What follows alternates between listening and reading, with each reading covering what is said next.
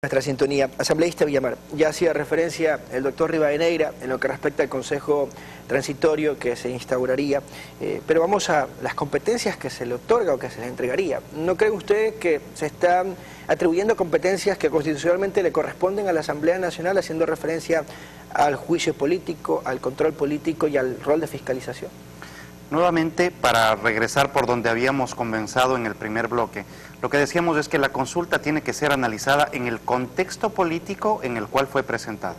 Y en el contexto político en el cual fue presentada era imposible hacer un juicio político a los funcionarios del gobierno. De hecho, los intentos de juicio político que se han hecho hasta el momento han sido bloqueados por la mayoría de Alianza País, incluyendo el caso del señor Jorge Glass, que ahora está preso.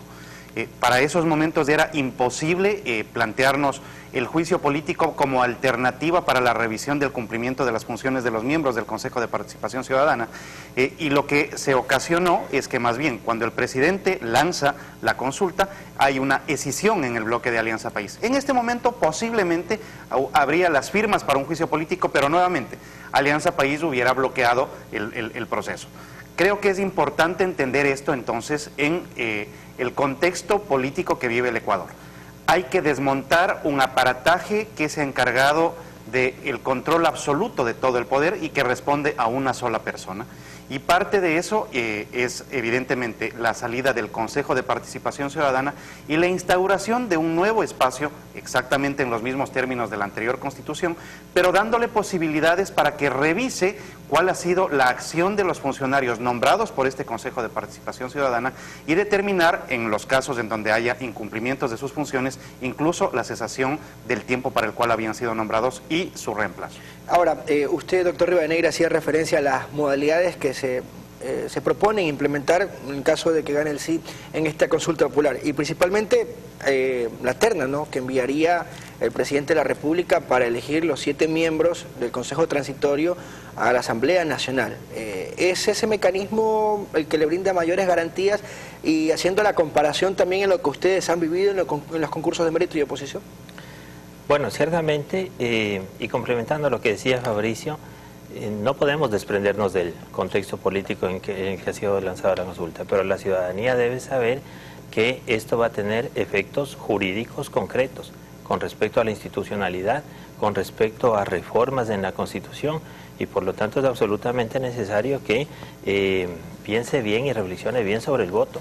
Yo no creo que estamos en un momento más allá del contexto político en el que nos debemos permitir ir con una corriente del sí por estar a favor del gobierno o ir por una corriente del no por estar en contra del gobierno. Me parece que los efectos jurídicos nos obligan a reflexionar el voto precisamente para que las consecuencias, y especialmente las consecuencias institucionales, sean menores. Sí creo, sin querer ser pesimista, siempre tengo un ánimo optimista, pero sí creo que al no estar claras las reglas del juego, y digo que no están claras las reglas del juego, porque además las autoridades van a estar sometidas a un proceso de evaluación que no se conoce cómo es. Se va a evaluar técnicamente a las instituciones, se va a evaluar financieramente a las instituciones, se va a evaluar políticamente a las instituciones. En este caso se suplantaría las competencias de la Asamblea Nacional. Así que me parece que hay que reflexionar el voto en este sentido. Ustedes en octubre del año anterior alertaron a la Corte respecto a si tomaban la decisión de llegar a concretar la evaluación a la Defensoría del Pueblo, en lo que respecta al estatus A en este caso de las Naciones Unidas. ¿Qué conlleva aquello? Sí, porque la Defensoría del Pueblo es un órgano que cuelga de una red de Naciones Unidas, que es la Alianza Global de Instituciones Nacionales de Derechos Humanos. Digo que pertenece a Naciones Unidas. La Secretaría Técnica de esta red es del Alto Comisionado de Naciones Unidas para los Derechos Humanos. Precisamente ahora Ecuador es la presidencia de las instituciones defensoriales a nivel de América, y esto puede ocurrir porque la Defensoría está acreditada con nivel A en Naciones Unidas, acreditación que le fue renovada luego de un exhaustivo estudio, análisis de este órgano de esta red de Naciones Unidas.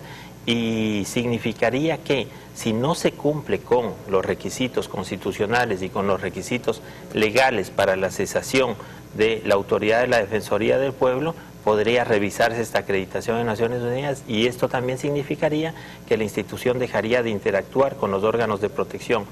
No sería un daño para la institución, sería un daño para la ciudadanía que perdería una herramienta importante de protección de derechos a nivel internacional. Doctor, asambleísta Villamar, partiendo de esta modalidad que se propone, ¿deslegitima la modalidad actual, la cual usted ha criticado respecto a la forma como se eligieron o designaron a estos representantes de las entidades? Bueno, el planteamiento en la consulta y en los anexos es que se establecen ternas que son mandadas por el presidente de la República, una vez aprobado esto por la ciudadanía, de tal manera que la Asamblea nombra a los componentes de estas ternas. Si es que en el transcurso de 20 días la Asamblea no los nombra, pues serán posesionados los que vienen en primer lugar. En segundo lugar, se determina un menor periodo de duración en el cargo de los miembros del Consejo de Participación Ciudadana. Antes eran de 5 años, ahora serán de 4 años. Y finalmente, el planteamiento es que se garantiza la mejor objetividad, imparcialidad y transparencia de los mecanismos de nombramiento, lo cual yo creo que es absolutamente necesario, porque si es que estamos en este problema es precisamente por la falta de transparencia, la falta de objetividad y el intento de captar todas las instituciones en función de que ese Consejo de Participación se constituyó en una oficina de personal para nombrar a los amigos del presidente de turno. Una pausa y al regresar recogemos los criterios finales, las conclusiones de nuestros panelistas.